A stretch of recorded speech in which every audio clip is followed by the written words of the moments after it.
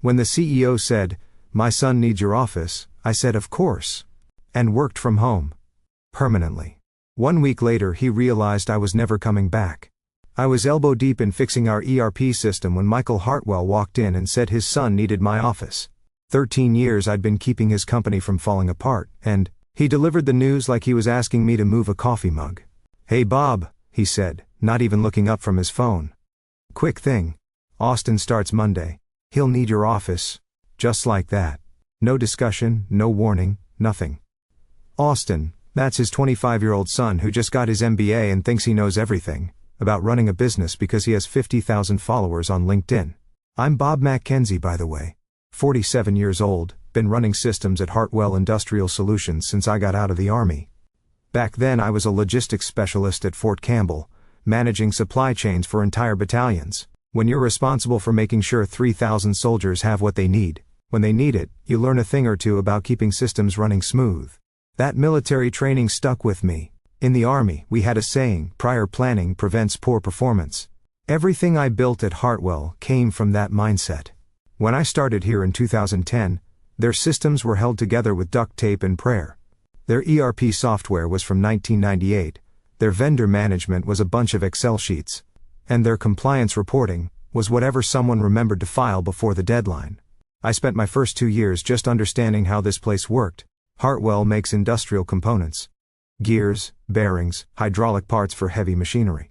200 employees, mostly good people who knew their trades but didn't know much about computers.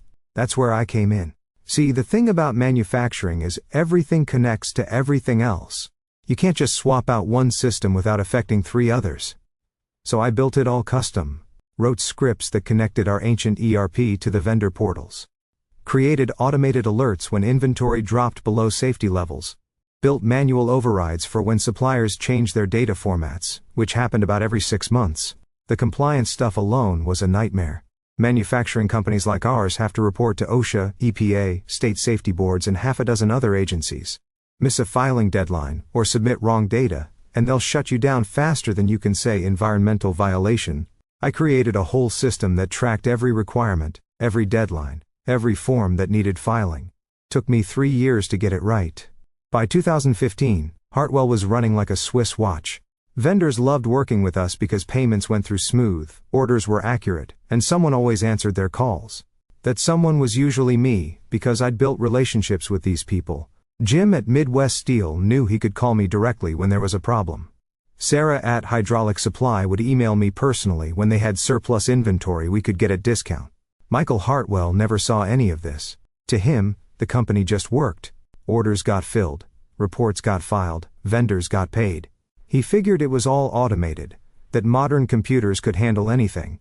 What he didn't realize was that behind every automated process was about 100 hours of custom coding and another 50 hours of manual maintenance, like our vendor payment system. On paper, it looked simple. Purchase order comes in, goods get delivered, invoice gets processed, payment goes out. In reality, our ERP couldn't talk to half our vendors' systems. Invoice formats changed constantly. Delivery confirmations came in by email, fax, phone, and sometimes handwritten notes from truck drivers. I had to manually verify every single transaction to make sure the numbers matched. The steel supplier alone had 3 different invoice formats depending on whether you ordered standard stock, custom fabrication, or rush delivery. Their system generated PO numbers that didn't match ours, so I built a lookup table to cross-reference them. When they switched accounting software in 2018, I spent 2 weeks rebuilding the whole integration. Austin didn't know any of this existed. To him, I was just some old guy who sat in an office and typed on a computer. He probably figured he could do the same thing, maybe faster since he grew up with technology. Michael stood there in my office like he'd just solved world hunger. Finally looked up from his phone, seemed surprised I wasn't putting up a fight. "Of course," I said. "That's it. Just of course." He nodded once and walked out, probably thinking he'd handled that real smooth. I sat there for about 20 minutes, looking around the office that had been my command center for over a decade. My Army certificate hung next to 3 safety awards our division had won under my watch. The whiteboard where I tracked vendor delivery schedules. The second monitor where I kept all the compliance dashboards running. You know what? Fine. I packed up 3 things. My travel mug with the Fading Company logo, my notebook with 13 years of passwords and vendor contacts, and the flash drive that contained every script, every automation sequence, every manual override that kept this place running. Everything else, the dual monitors, the ergonomic chair Austin would probably replace with some gaming setup, the little plant that somehow survived in the fluorescent lighting. I left it all for him to figure out. Before I walked out, I sent Pat Coleman in HR a simple email, transitioning to remote work temporarily while office reshuffling occurs. Available via email as needed. Then I got in my truck and drove home. Didn't look back once. Monday morning rolled around, and I watched from my kitchen table as Austin posted his first day at the office. Kid brought a ring light to a manufacturing facility. Posted it on Instagram with some caption about bringing fresh energy to old school industry. I nearly choked on my coffee. The thing is, nobody really knew what I did all day. They just knew that when vendors called with problems, I handled it. When the compliance software glitched during audit season, it got fixed. When our biggest client needed rush orders processed through the system, it happened. They figured it was all automated, that computers just did their thing. What they didn't know was that I'd spent 13 years building a custom ecosystem that looked automated but actually required constant human intervention, like our daily operations report that went out every Tuesday at 8:15 a.m. sharp. Austin probably thought it generated itself.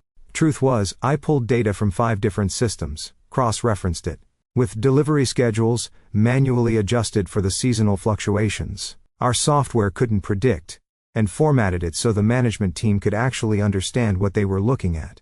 First red flag came on Tuesday morning. That operations report didn't go out. Austin sent an email asking where it was, copying half the management team like he was already taking charge. I watched him scramble for about an hour before he finally called the IT department. Poor Gary in IT spent 3 hours explaining that there was no automatic report generator, that Bob Mackenzie had been creating it manually all these years. I ignored Austin's follow-up emails, made myself another cup of coffee and started working on something more interesting, my consulting business plan. See, back in the Army, we called it institutional knowledge. The stuff that doesn't get written down in manuals because it's too specific, too situational, or changes too often to document. Every unit has guys like me who carry that knowledge in their heads. Lose those guys without proper transition, and the whole operation falls apart. That's exactly what was happening at Hartwell, and I was watching it from my kitchen table with a front row seat. By Wednesday, the first compliance issue hit. State Safety Board sent a routine inspection notice, standard stuff that needed a response within 48 hours. Usually took me about 20 minutes to pull the right reports, verify the safety protocol updates, and submit the response. This time, Austin spent the whole day trying to figure out which forms to file and which safety protocols they were even asking about. He called me Thursday morning. Bob, hey, quick question about the safety compliance thing. Where do we keep those protocols? I'm unavailable, I told him. Right. But this is kind of urgent. State inspector is asking about our chemical storage procedures, and I can't find the documentation. Those would be in the compliance database. Password protected. Manual updates required monthly. Long pause. What's the password? I work on retainer now. $150 per hour, 3-month minimum commitment. Another pause. Longer this time. I'll get back to you. He never did. By Friday, things were getting interesting. Midwest Steel, our biggest supplier, flagged a delivery discrepancy. Their invoice showed 500 units of bearing assemblies delivered, but our system only showed 450 received. Simple data entry error happens all the time. Normally I'd cross-check the delivery receipt, verify the physical count with our warehouse manager, and adjust the system within an hour. Austin spent the entire day on it. Called the warehouse 3 times, emailed the vendor twice, and finally just approved the invoice without verifying anything. Problem was, we actually had received all 500 units. The warehouse guy had entered them under the wrong product code. So now our inventory was off, our accounting was wrong, and we'd just paid for 50 units we couldn't locate in the system. That's when Jim at Midwest Steel called me directly. Bob, what's going on over there? Kid doesn't seem to know how your receiving process works. Should I be talking to someone else? I'm freelancing now, Jim. If Hartwell wants me to handle vendor relations, they know my rates. Freelancing? Hell, you should have told me sooner. We've been thinking about bringing in a consultant to streamline our vendor management systems. You interested? That conversation led to my first client. Midwest Steel hired me to audit their accounts payable process and implement some of the automation techniques I'd developed at Hartwell. $12,000 for a 3-month engagement. Not bad for my first week as a consultant. Meanwhile, back at Hartwell, Austin was discovering that running operations wasn't just about having good PowerPoint skills. The monthly vendor reconciliation was due, a process where we compared our purchase orders against delivered goods against invoiced amounts. I'd automated about 70% of it, but the other 30% required manual review because vendors kept changing their formats. Our ERP system had quirks, and sometimes truck drivers just wrote the wrong numbers on delivery receipts. Austin tried to run my automation scripts, but they failed because he didn't know about the manual pre-processing steps. The script expected data in a specific format, but half our vendors had switched formats since I'd last updated the code. He spent 2 days trying to debug it before giving up and just paying every invoice without reconciliation. By the end of the second week, 3 more vendors had contacted me directly asking if I was still handling their accounts. Word travels fast in the manufacturing world, especially when payments start getting delayed or processed incorrectly. Austin posted another Instagram story from his office. Same ring light setup, but now he looked stressed. Caption read something about learning the ropes and diving deep into operations. The comments were mostly from his MBA classmates telling him how awesome he was. If they only knew. The funny thing was, Michael still thought everything was under control. Austin was keeping up appearances, sending daily emails about optimizing workflows and implementing best practices. What he wasn't mentioning was that those optimizations were breaking more things than they fixed, and those best practices were causing compliance headaches that wouldn't show up for another month or 2. But I knew they were coming. In the Army, we learned that systems failures don't happen all at once. They cascade. One small problem leads to another, then another, until the whole operation grinds to a halt. Austin was creating those small problems faster than he could identify them, let alone fix them. I just had to be patient and let gravity do its work. Month 2 was when the real damage started showing. Austin had managed to break our vendor payment system trying to streamline it over a weekend. Kid watched some YouTube videos about process optimization and decided our payment approval workflow was too complicated, so he deleted half the verification steps. Monday morning, 3 suppliers called asking why their payments were 2 weeks overdue. Turns out Austin's streamlined system had been approving payments that never actually got processed. The invoices just sat in some digital limbo he'd accidentally created. Took Gary from IT 3 days to figure out where the payments had gone and another week to process them manually. That's when Hartwell lost their first major client. Richardson Manufacturing had been with us for 8 years. Solid relationship built on reliable deliveries and honest communication. When their procurement manager, Lisa Williams, called about a delayed shipment, Austin gave her some corporate speak about supply chain optimization and temporary processing delays. Lisa had heard that kind of talk before. It usually meant a company was in trouble. She pulled their contract the next day. $150,000 annual account. Gone. Sent me a LinkedIn message the same afternoon. Bob, heard you're consulting now. We need someone who actually knows manufacturing operations. Interested? That turned into my second client. Richardson hired me to audit their existing supplier relationships and recommend improvements to their vendor management process. Another $15,000 project. Plus they introduced me to 2 other companies in their network who needed similar work. Meanwhile, Austin was discovering that Instagram followers don't help when you're dealing with federal compliance audits. OSHA showed up for their annual safety inspection in early February. Routine stuff, but they wanted to see our updated chemical storage protocols, accident reporting procedures, and employee training records. I used to handle OSHA inspections in my sleep. Everything documented, filed properly, cross-referenced with the relevant regulations. Takes about 2 hours to gather all the paperwork and walk the inspector through our procedures. Austin spent 3 days running around the plant trying to find documentation that didn't exist in the format OSHA wanted. Our safety procedures were all there, but they were scattered across different systems. Some in digital files, some in paper binders, some just in the heads of experienced workers who'd been doing things the same way for years. The inspector wasn't impressed. Wrote up 6 violations for inadequate documentation, and gave Hartwell 30 days to submit proper compliance reports. That triggered an automatic review by our insurance company, who promptly increased our liability premiums by 40%. Michael called me that afternoon. First time in 6 weeks. Bob, we've got a situation with the OSHA inspection. Austin's in over his head on the compliance stuff. Could you maybe come in for a day or two just to get us back on track? I work on retainer now, I told him. 3-month minimum, $12,000 monthly fee. Long pause. 12,000? Bob, that's more than we used to pay you in 3 months. That's right. But you used to get all my time and expertise. Now you get it when you pay for it, same as everyone else. Everyone else? I've got 4 clients now, Michael. Richardson Manufacturing, Midwest Steel, Industrial Components Corp., and Parker Hydraulics. All companies that value experience over MBA degrees. Another pause. We need to talk about this face to face. You can schedule a consultation. Standard rates apply. He hung up. That week, word really started spreading through the industry. Manufacturing is a small world. Procurement managers talk to each other, vendors know which companies are easy to work with and which ones are headaches. When payments start getting delayed, when orders get processed wrong, when long-time employees suddenly aren't around anymore, people notice.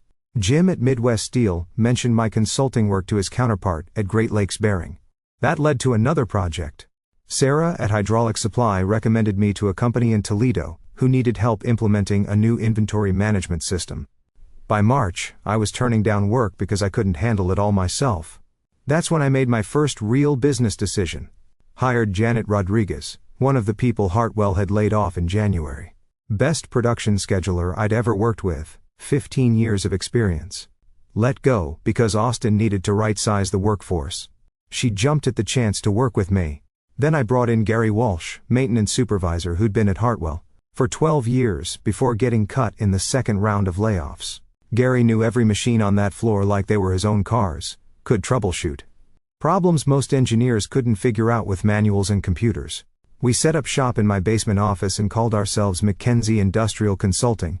Nothing fancy, but within 2 weeks, we had 6 active projects and a waiting list of potential clients.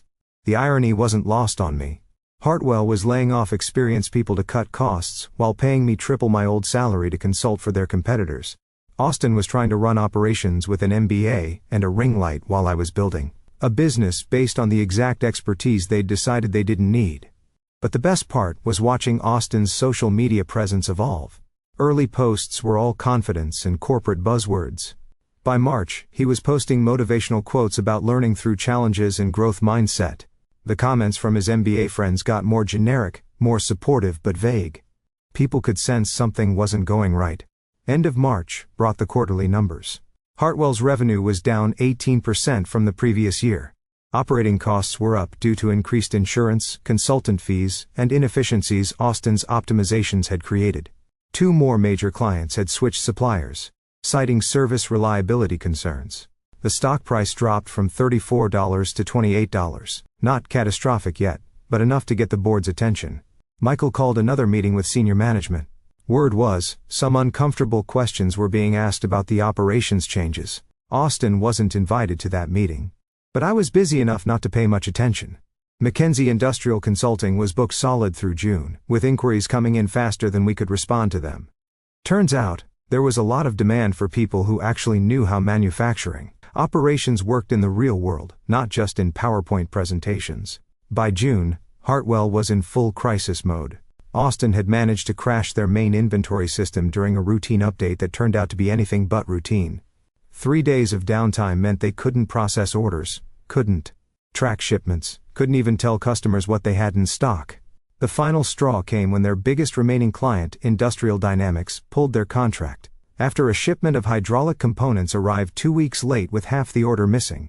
$280,000 annual account, gone. Their procurement director sent me an email the same day, "Bob, we need reliable partners. What's your availability?"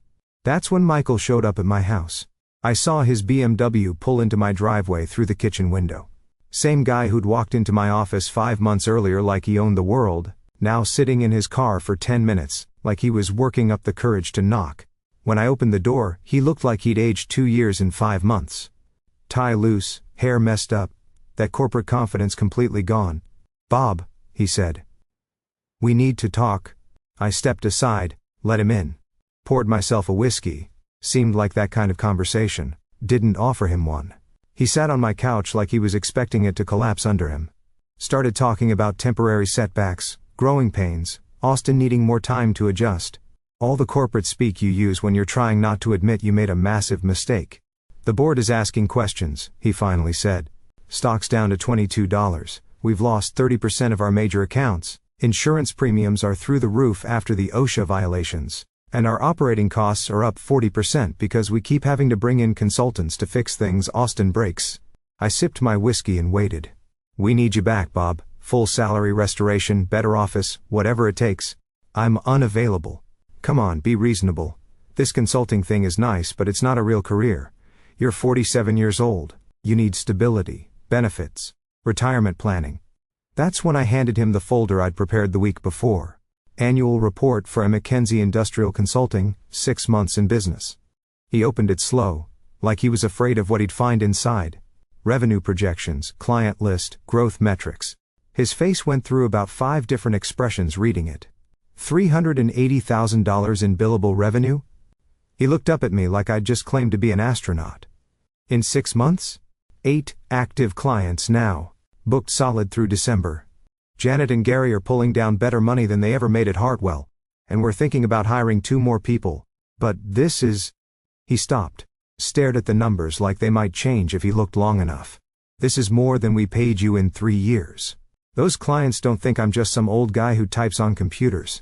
They understand what 13 years of experience is worth. They know the difference between expertise and an MBA.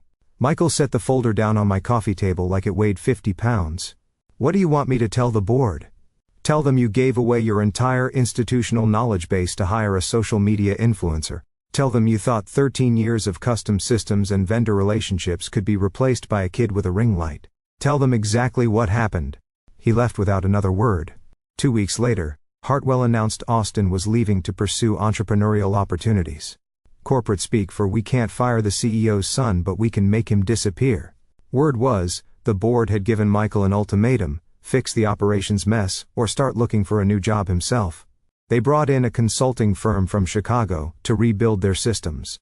Cost them $200,000 over 4 months to recreate about half of what I'd built over 13 years. The other half, the vendor relationships, the institutional knowledge, the informal networks that made everything work, that was gone for good. By Christmas, Hartwell's stock had dropped to $18. They'd laid off another 35 people, closed their satellite office in Toledo, and were rumored to be exploring merger options. 3 more major clients had jumped ship, and their insurance company was threatening to drop coverage entirely unless they fixed their compliance issues.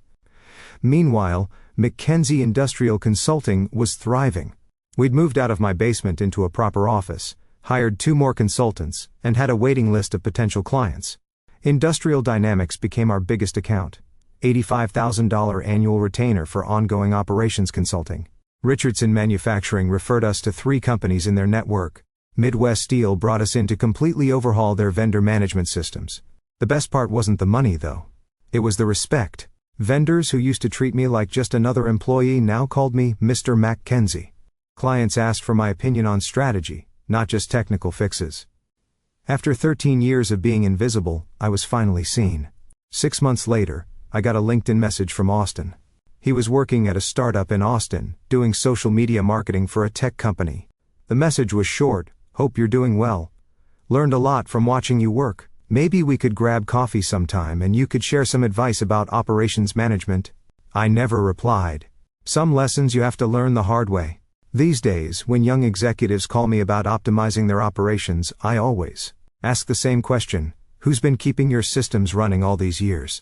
Because 9 times out of 10, they don't know. They think it's all automated, that modern software can handle everything. What they don't understand is that behind every smooth operation is someone, like me. Someone who knows which vendor to call when the system glitches, which manual override to use when the automation fails, which relationships to nurture so your business keeps running when everyone else's falls apart. That knowledge can't be replaced by an MBA, can't be automated by software, and sure as hell can't be handed off to someone's kid just because they have the right last name. But they usually figure that out eventually. Right around the time their stock price starts dropping and their clients start calling me.